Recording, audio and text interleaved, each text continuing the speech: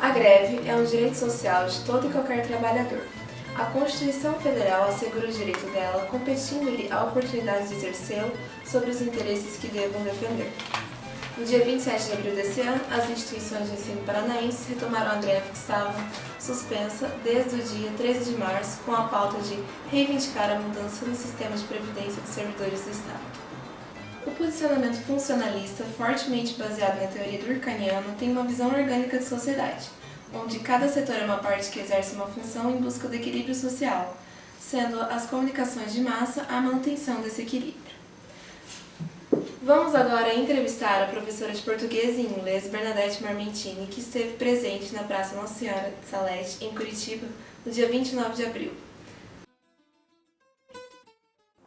A senhora poderia nos contar um pouco sobre o que aconteceu no dia 29 de abril em frente à Assembleia Legislativa do Paraná e como foram as reações dos manifestantes durante o ocorrido? Bom, os dias que antecederam o dia 29 foram também muito importantes e eu me senti convocada a ir para o dia 29, então foi a viagem dia 28 à noite e na manhã do dia 29 nós permanecemos nas entradas, né, nas ruas que davam entrada à Assembleia durante a manhã toda para impedirmos a entrada dos deputados. E por volta da 1h da tarde nós fomos dispensados porque os deputados adentraram a Assembleia de madrugada. Mas durante a manhã nós percebemos a movimentação de helicópteros fazendo um voo rasteiros ou rasantes, não sei. E ainda até nós ficamos dando tchau, mas nós não tínhamos noção do que estava acontecendo. E quando nós fomos dispensados, eu tomei a minha iniciativa e fui dar a volta, porque eu não conhecia a Assembleia, não conhecia lá. E tinha realmente um cordão de isolamento de policiais e grade. Tinha a grade baixa e a grade alta. E essa movimentação eu só acreditei porque eu fui verificar. Eu dei 2 voltas observando, mas os policiais estavam ali parados. E aquela situação que a gente saberia que a sessão de votação já tinha sido uma, né, que foi com urgência nos dias anteriores, seria às 2h30. E tinha vindo uma equipe com 3 senadores para pedir que se retirasse o projeto da Assembleia. Porque já tinha tido uma situação dia 22 de fevereiro, em que os professores e servidores adentraram na Assembleia e, depois de aprovado um outro projeto, pediram que os deputados revissem aquela situação. Como eles não reviram, então os professores adentraram e lá ficaram acampados alguns dias. E esse dia era muito importante, dia 30 ou dia 29 de abril, por quê? Porque novamente o projeto voltou numa outra roupagem e esse projeto iria retirar alguns direitos nossos conquistados ao longo, né, de muitos anos de luta da PP Sindicato. E aí o interessante é que, por que eu estava lá, juntamente com milhares de professores? Que eu estou no final de carreira e os meus direitos também estavam sendo arrancados literalmente. E o mais interessante ainda é que foi um projeto para a Assembleia, mas quem mandou esse projeto para votação foi o governador, que é o nosso patrão direto. Ele precisa da aprovação da Assembleia. E ele pediu urgência. Em 12 de fevereiro foi em sistema de comissão geral, quer dizer, sem análise alguma. E nessa situação foi urgência. O que quer dizer isso? Mudou-se o sistema, mas ele queria urgência. Por quê? Seria ter acesso a 8 bilhões na Previdência dos servidores do Estado. E por que os professores e servidores estavam lá? Porque é um dinheiro que está sendo descontado do pagamento dos servidores para após a aposentadoria. E o governo quer ter acesso, não, já tem acesso a esse dinheiro para sanar dívidas públicas que ele tem da própria gestão dele. E nós tentamos impedir.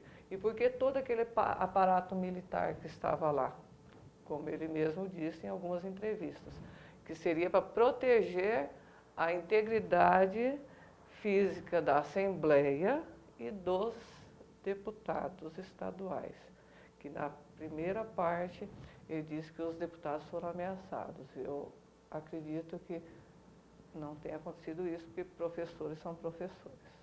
E vocês são alunos, podem atestar isso. Então, a importância da presença de 10, 15 mil professores e funcionários ali, e 2 mil policiais para cercar a Assembleia e impedir a entrada do povo paranaense na Casa das Leis, foi muito constrangedor para nós. Por quê? Porque estava sendo votado um projeto que fere constitucionalmente os nossos direitos adquiridos do funcionalismo público do Paraná. E aí, qual seria a reação? Nossa, foi muito,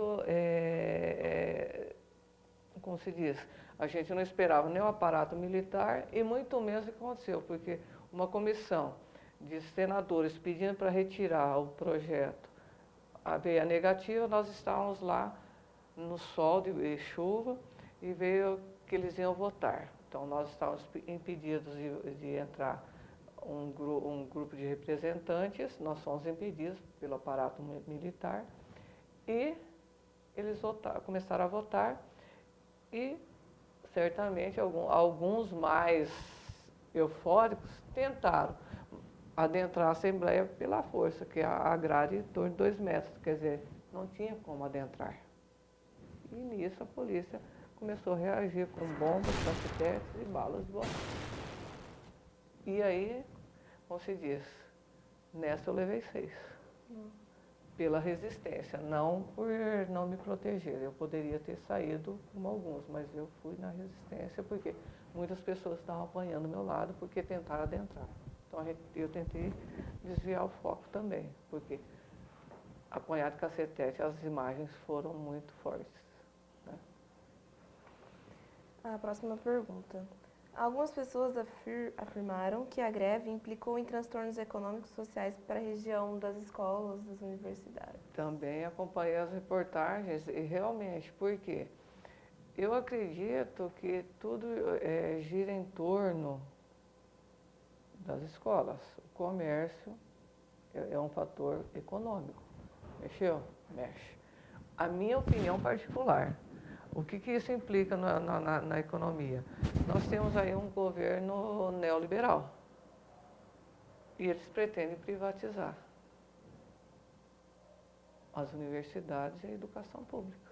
Também teve uma intenção. Como ele teve a intenção de mexer nos nossos direitos, de futuramente ele tem uma quantidade enorme aí de professores para aposentar. Então ele quis tirar os direitos e, consequentemente, ele não aposentando os professores, barrando que o primeiro item lá em fevereiro ele queria colocar o teto máximo de 4.600 para aposentar os professores. Nós temos um PDE que ele aumenta um pouco o salário dos professores. Então foi o primeiro embate. Ele queria tirar os quinquênios. Ele conseguiu tirar as licenças especiais durante o ano. Então eu não sei se ele está liberando agora para o último trimestre. Então ele conseguiu mexer com a estrutura de todo mundo para desviar o assunto que era o Paraná Previdência. Então ele está mexendo gradativamente nos direitos para poder pegar um foco. Isso é estratégia política de governo. Então, quando ele desestrutura o funcionário de carreira, ele desestimula, ele não promove o concurso público e ele contrata. Quando ele contrata, ele chega no final do contrato, ele dispensa. E foi o que motivou a primeira greve, que foi o quê? A questão do não pagamento de 29 mil funcionários, os direitos do ano passado, que eles só receberam em março. Ele não pagou o nosso 1/3 de férias, que era em janeiro, ele pagou em abril, e assim por por diante. Então, tem toda uma constituição de política neoliberal para poder fazer o quê? Desestruturar o trabalho do funcionário público e privatizar consequentemente. E eu abro um parênteses aqui e coloco a PEC 1334, a do terceirização, eu acho que esqueci a PEC lá, que seria o seguinte: eu terceirizo o trabalho, eu desonero o Estado e passo para o outro, porque o terceirizado ele não vai ter vínculo, ele vai ser mais barato e ele não vai produzir muitas despesas no final do trabalho. Então seria mais ou menos, são políticas que estão aí sendo colocadas. E muitas vezes a greve, ela também tem um fundamento. O governo está dizendo, a greve é política, lógico que é política, nós vivemos num mundo político. Mas será que não foi ele que promoveu a greve? Fica aí um questionamento. Você conseguiu acompanhar o que foi reproduzido nas mídias? O que foi noticiado foi fielmente algo ocorrido? A fidelidade ela vai depender da ideologia da empresa de comunicação. Nós temos aí algumas empresas no Paraná que têm uma linha. Acompanhei pela internet, muito mais pela internet, os vídeos que foram feitos na hora, porque eu não levei nada para filmar, tanto é que no momento que eu percebi que tinha alguns que tentaram invadir do meu lado, que eu estava do lado direito, eu tenho um vídeo, depois de uma semana que eu consegui me localizar, que eu fui, parei, deitei, né, ajoelhei, depois eu deitei de frente com a tropa de choque. Porque assim, era um arsenal de guerra. Tem gente que pensou assim, mas é uma filmagem cinematográfica, aquilo é uma montagem. Não foi, aquilo é real. Bombas vindo, balas de borracha. Então, quem fez aquilo, planejou sabendo que era necessário. Por quê? Pensa-se assim comigo. Você tira o direito de alguém, você tira o salário, chega no final do mês, você tem que pagar as contas. Você não tem de onde tirar dinheiro, porque nós vivemos num mundo capitalista, sempre foi isso. Não adianta pensar que é diferente. Chegou no final do mês, se você é correto, você tem que pagar as contas. Como é que você vai fazer para pagar as contas? Tem que sair de algum lugar. Então, eu acredito, eu pertencendo à classe de professores, que a gente honra o nosso trabalho. Então, a gente chega no final do mês, imagina agora, com 31 anos de sala de aula e mais um fora. Eu estou prestes a aposentar, tirar os meus direitos. Eu vou querer lutar por aquilo, não é com agressão, só que tem alguns, se a gente vê algumas cenas, lógico, teve gente que lançou um pau. Imagina se tem cenas lá que mostram pessoas arremessaram paus. E aí, mas você está levando borracha, está levando bombas, não sabe onde pegou. Tem gente que pegou no rosto, certo? E aí depois, passadas as cenas, eu comecei a visualizar. Não dá para você acreditar que aquilo aconteceu por um acaso, é coincidência. Não, foi organizado. Só que eles não tiveram a dimensão que também teria toda ação tem uma reação, que as pessoas iam ficar ali resistindo. E resistiram. Tá? E resistiram mesmo.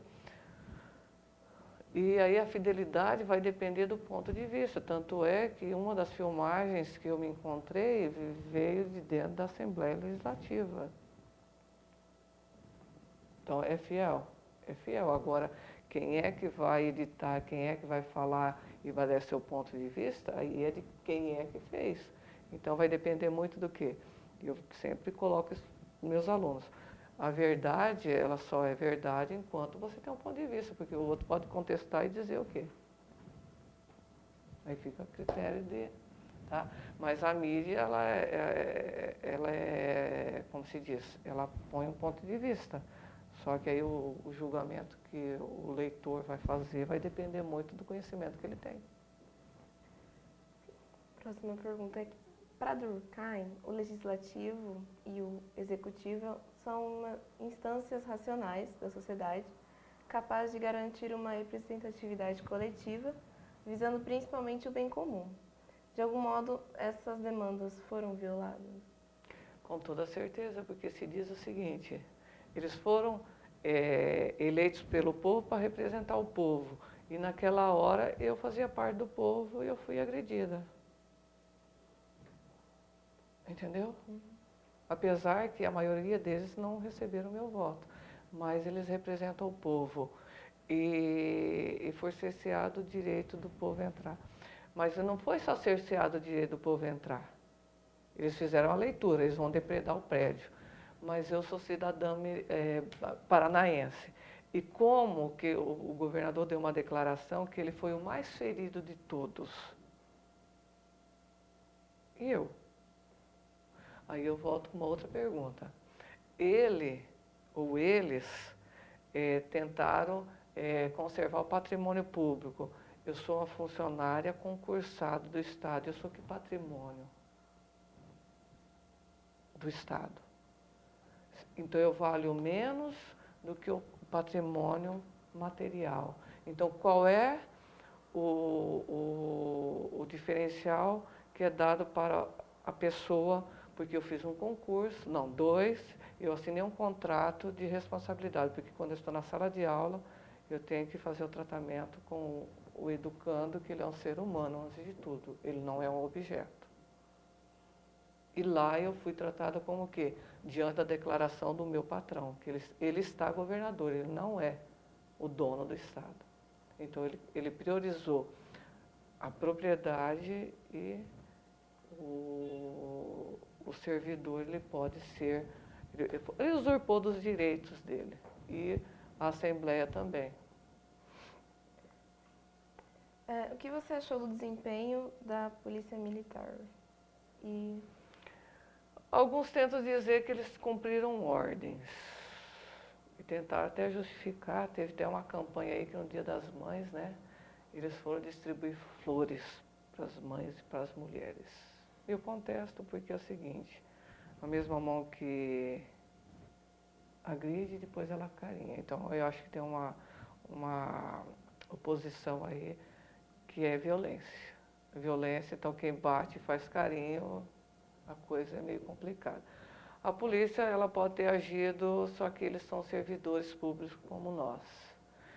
Só que eles não poderiam descumprir ordens.